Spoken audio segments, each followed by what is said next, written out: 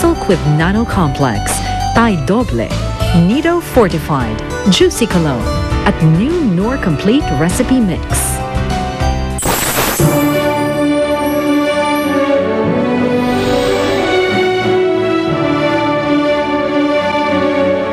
Ituloy na natin ang kasal natin sa lalong madaling panahon para hindi na tayo magambala ni Esmeralda. Hindi mo man lang inisip ang magiging anak natin. Magkakaanak din kami ni Rhea. Isa lang ang dapat maging anak ni Gerald. At hindi ako papayag na isilang ng Reyang yan ang sanggol na dinadala niya. Hindi ko alam kung anong magiging epekto nito sa formation ng fetus ng bata. Ano nangyari sa anak ko? Bakit naging ganito ang tsura niya? Pwedeng maging epekto yan ng muntikan niya ng paglaglag ng bata noon. Camille, hindi natatanggap ng asawa ko to. She will cope, John. Walang ina ang hindi kayang tanggapin ang itsura ng kanyang anak.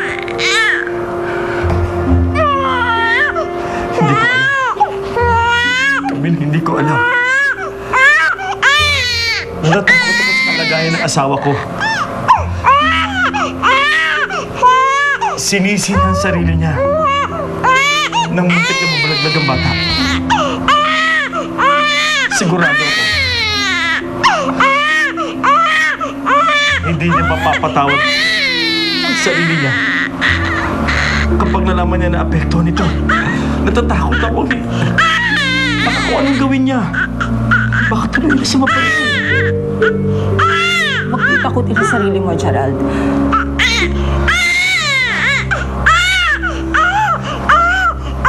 Hindi ko alam. Kung anong gagawin ko.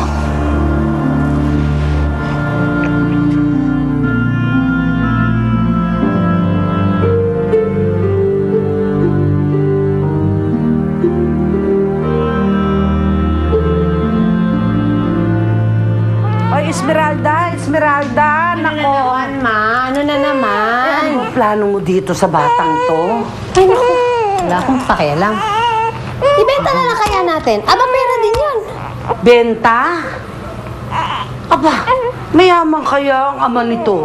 Eh, hindi ba sabi mo susustentuhan ka? O bakit nasaan ba sustento ngayon, Aber? No more, no more, no more, no more. Dali na. Eto na. O sige, nako. Huwag ka na umiyak, baby. Diyos mio. Oh, baby. Ikaw na bahala rito, ha? Pagod na ako. No more. Do not cry anymore, okay? Bakit? Bakit ka ba nagkaganyan, anak?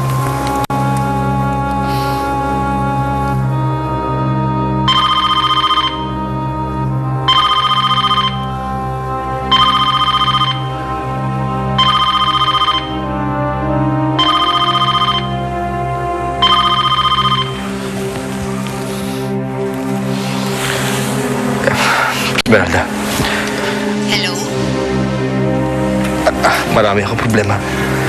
Saka ka rin tumawag. Yan lang ba ang tingin mo sa akin? Nabibigyan lang kita ng problema?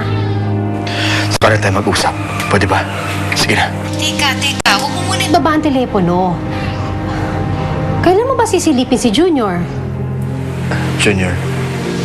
Nakalimutan mo na ba? May anak ako sa'yo.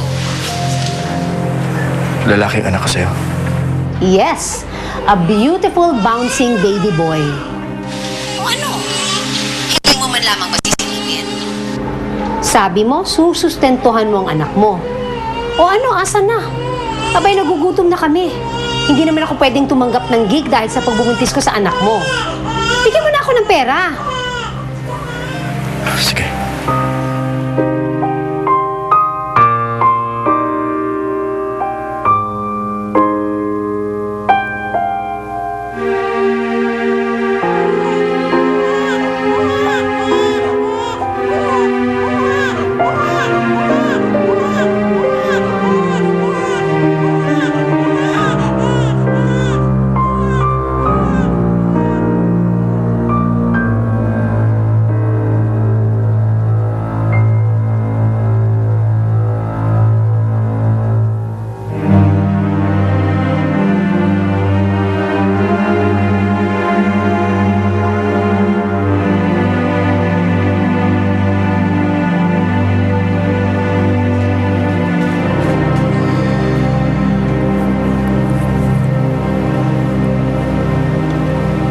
Camille?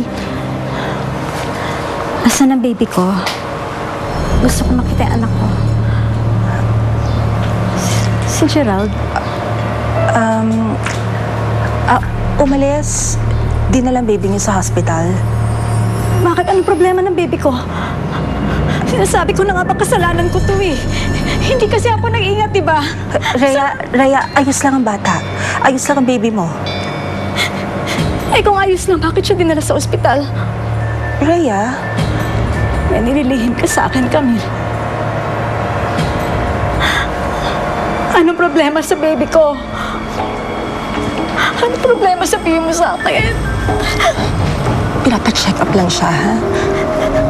Bakit hindi ikaw nag-check up? Rhea. Dali mo ako sa ospital. Hindi. Rhea. Si Gerald na lang ang kakausap sa'yo, okay? Hindi. Gusto ko makita yung baby. Kailangan ako ng anak ko eh. Mahina ka pa. Awa mo na. Awa mo na kami. Rhea, calm down. Makita yung baby ko. Gusto ko makita yung baby ko. Sige na. Sige na. Rhea. Please. Please. Please. Hindi na si Gerald. Darating na yun. Sandali. Sige na. Sige na. It's okay. It's okay. It's okay. Darating na si Gerald, ha? Makikita na natin.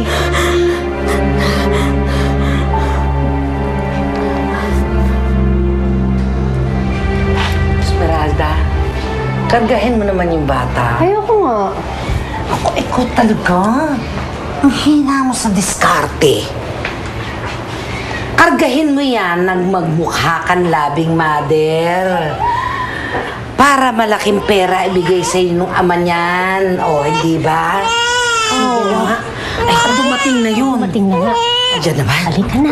Halika na. Nandito na ang daddy. Oo, ito na nga. Andito na ang daddy.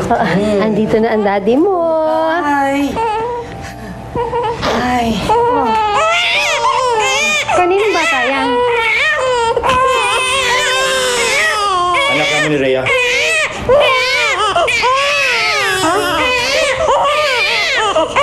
Hindi na nila dito yung anak si Rhea. Nangaasal ka ba talaga?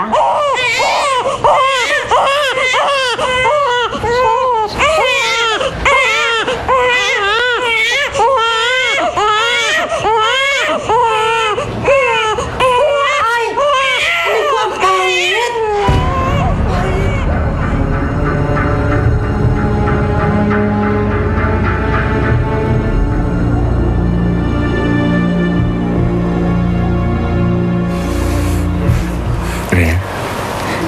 Asan ang baby natin? Anong nangyari? Dinala mo daw sa ospital. Bakit di ka nagsasalita? Ano ba talaga ang nangyayari? Anong problema sa anak natin? Walang problema anak natin, Rhea. Wala pala eh. Bakit ayaw niyo pakita sa akin? Gusto ko makita yung bata. Rhea, huminaw ka. Ayun na, ayun na. Rhea, baby mo.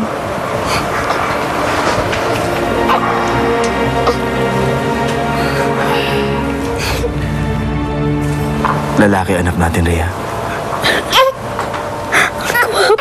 Ang gwapo ng anak natin.